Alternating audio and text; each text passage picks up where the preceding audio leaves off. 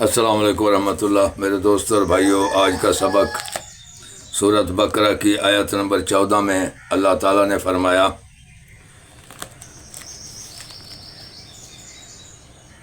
ان منافقوں کے بارے میں فرمایا جو منافق لوگ مومنوں کے پاس آتے تھے، بیٹھتے تھے، ملتے تھے تو کہتے تھے، صحابہ کرام کو رضوان اللہ اجمعین کو کہتے تھے کہ ہم ایمان لائے ہیں، ہم تمہارے ساتھی ہیں، اور جب اپنے شیطانوں میں چلے جاتے تو وہاں جا کر کہتے کہ ہم تمہارے ساتھ ہیں، اور محمد صلی اللہ علیہ وسلم کے دوستوں سے تو ہم ہنسی مذاق کرتے ہیں۔ میرے بھائیوں، وہ لوگ صحابہ کرام رضوان اللہ اجمعین کو دھوکہ دیتے تھے، حالانکہ وہ اپنے آپ کو دھوکہ دیتے تھے۔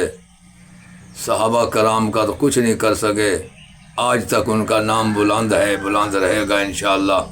میرے بھائیوں، وہ ایمان والے تھے، ایمان والے کی مدد اللہ تعالیٰ دونوں جہانوں میں کرتا ہے۔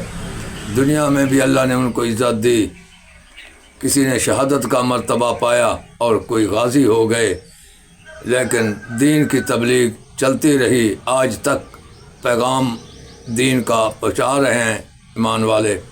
میرے بھائیوں، صحابہ کرام رضوان اللہ اجمعین دکھ اٹھائے، تکلیفیں اٹھائی اسی اسلام کی خاطر، اسی سچے دین کی خاطر۔ میرے بھائیوں، ہمیں تو کوئی تکلیف نہیں ملی، وہ خوش نصیب تھے، دکھ تکلیف برداشت کی انہوں نے۔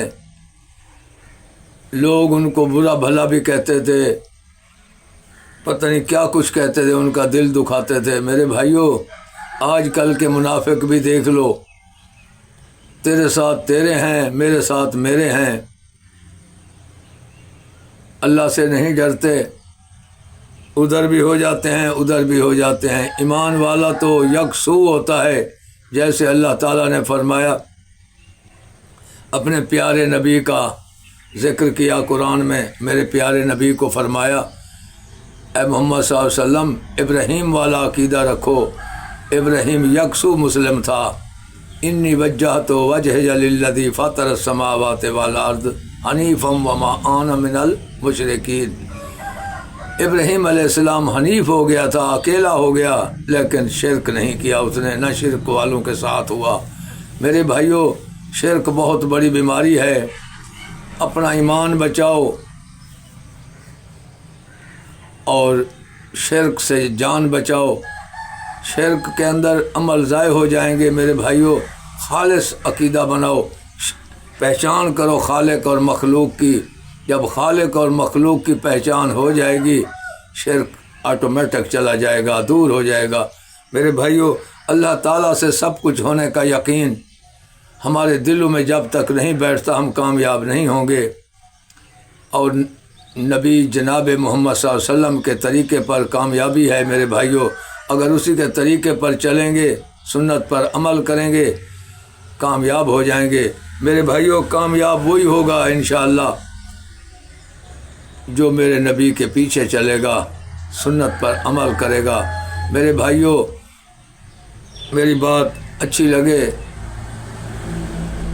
تو دعا کرنا، بری لگے تو معاف کرنا، ہے تو پیغام میرے پیارے نبی کا جو میں نے تم تک پہنچا دیا۔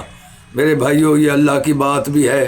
سورۃ بقرہ میں اللہ تعالیٰ نے اپنے پیارے نبی کو، جناب محمد صلی اللہ علیہ وسلم کو قصہ سنایا۔